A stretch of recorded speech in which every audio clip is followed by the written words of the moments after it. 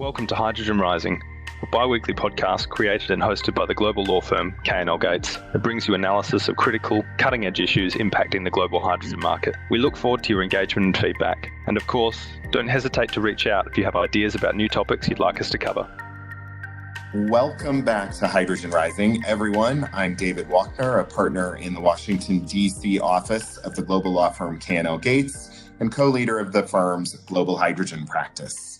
As you might have noticed, we took a little break over the holidays, but we are very excited to be back and now launching season 2 of Hydrogen Rising. I don't think I ever expected to have a 2-season podcast under my belt.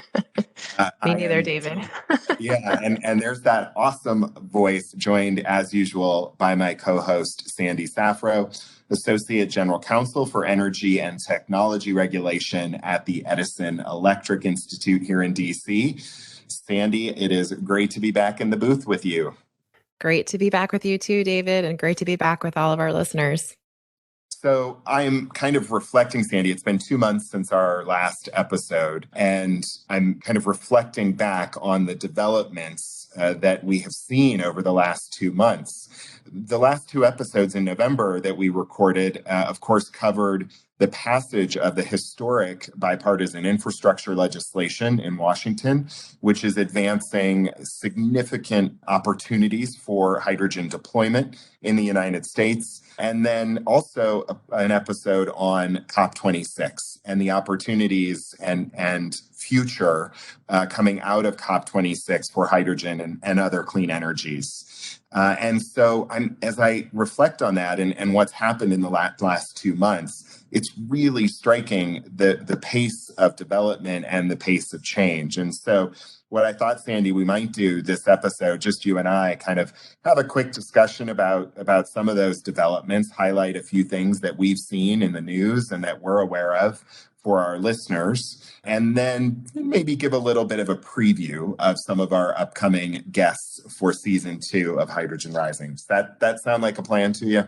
That sounds great. I don't know if you guys can hear my dogs barking in the background, but apologies. Did Mia and Archer have a good holiday? They did. They liked running around in the snow, which was pretty cute to watch.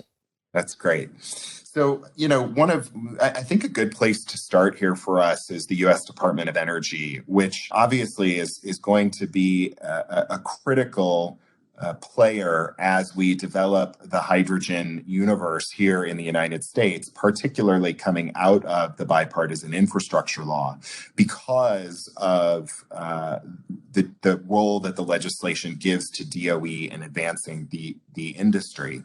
A couple things that I'd highlight that really struck me from the perspective of DOE. One of the really exciting things, I think, is that DOE launched just kind of in conjunction with COP26 and leading up to the end of 2021, they launched what they call the H2 Twin Cities program. It is a global initiative that is designed to connect cities and communities around the world to deploy clean hydrogen.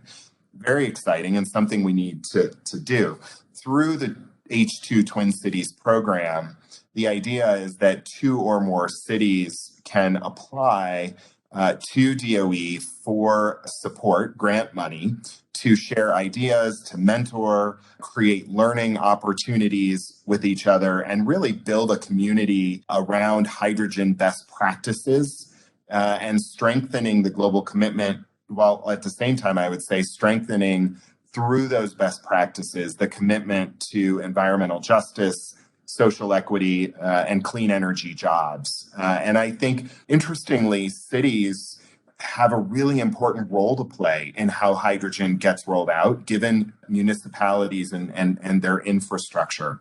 So I think that's an incredibly exciting opportunity. I am aware of at least a couple cities, Sandy, that are teaming up, and it's going to be, I think, pretty exciting initiatives to see what comes out when you get thinkers, say, on either side of the Atlantic, for example, coming up with opportunities for collaboration, for brainstorming about new policies and new ways that they can make the deployment of hydrogen more efficient in their communities. So we'll keep our eyes out for that. The other, I think, big DOE opportunity here, obviously coming out of the infrastructure law, is the appropriation of $8 billion for the creation of the regional hydrogen hubs. And this is what I think is going to attract a lot of attention over the coming year once the solicitation issues from the Department of Energy.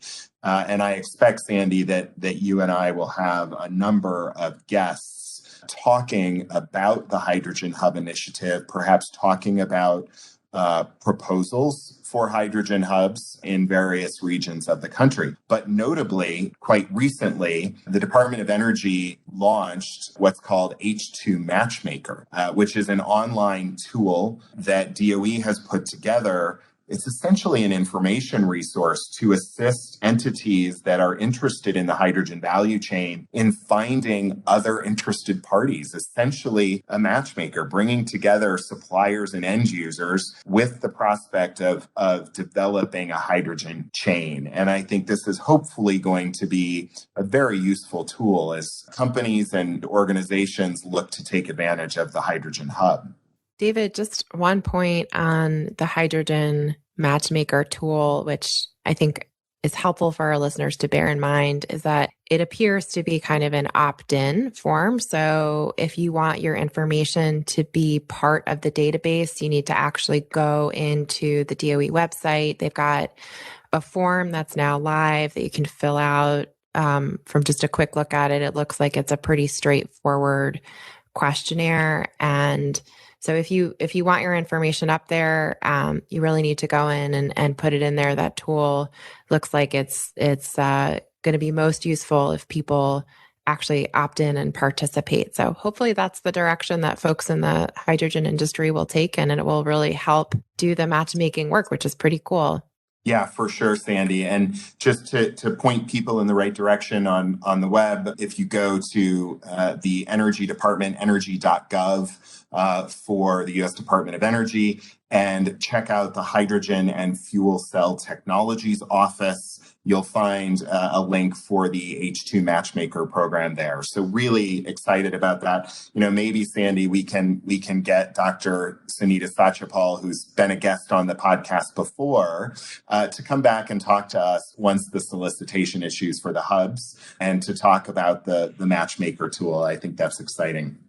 Yeah, that would be really, really cool. I also want to note, David, you talked about the $8 billion in the infrastructure package for hydrogen hubs. There was also $62 billion in funding that was included in there to help accelerate the U.S. drive towards a clean energy future. And DOE has a ton of work to do to implement all of the items that were in the infrastructure package for their carriage. But in order to do that, they're going to need a lot more hands on deck. And just wanted to note for people, interesting data point, on January 13th, DOE announced the launch of its Clean Energy Corps, which is going to be made up of staff from over a dozen offices across DOE. And they've announced that they're looking to recruit an additional 1,000 employees using special hiring authority that was included in the legislation. So really, really exciting to see a lot of activity on the horizon with hydrogen here in the United States. And as we talked about in our last episode, also a lot developing abroad as well. That's exciting. I think, the government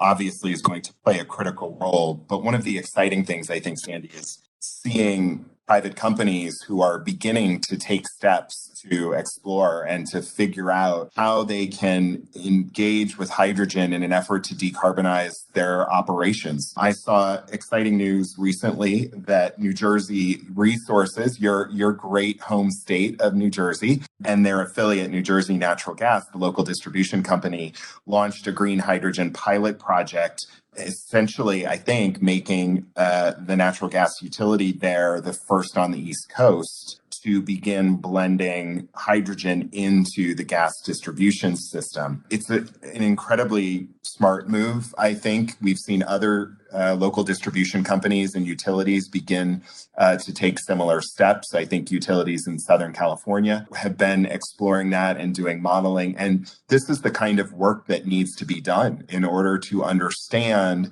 the kinds of changes, the kinds of actions and activities that companies have to take in order to be able to safely deploy hydrogen in order to decarbonize. Yeah, David, I'm glad that you brought that point up. Actually, since our last podcast episode, there was a very interesting meeting here in the United States. I think we've mentioned this agency before, but within the Department of Transportation, there is an agency called the Pipeline and Hazardous Materials Safety Administration, which has responsibility for setting the minimum safety standards for pipelines in the United States, including for gaseous pipelines, which most commonly we think of as natural gas pipes, but actually includes hydrogen as well to the extent that it's transported by pipe. And so this agency, PHMSA, held a meeting at the end of November into early December that was aimed at exploring research, R&D gaps and opportunities related to the pipeline transportation of hydrogen and emerging fuels. And what they did is they actually convened 6 different work groups during the course of the 3-day meeting. And those work groups focused on very discrete issues. So issues like utilization of inspection tools on hydrogen pipelines and hydrogen network components. And each work group was tasked with coming back with 4 to 5 action items that PHMSA is going to now start to put some further action around. And I think it was very demonstrative of, number one, understanding at the federal agency level that there is a need for more R&D before we really start to move ahead with putting hydrogen into our existing pipeline network. And number 2, a desire to make sure that when we do get to that point that we're doing it as safely as we possibly can as an industry. So more to come from PHMSA, I expect, on that topic, and hopefully we'll have an opportunity to talk more about that this year. But we'll see kind of how things develop. Yeah, they're going to be a critical player, and maybe we can try to find someone from PHMSA to be a guest on the podcast. That would be super cool.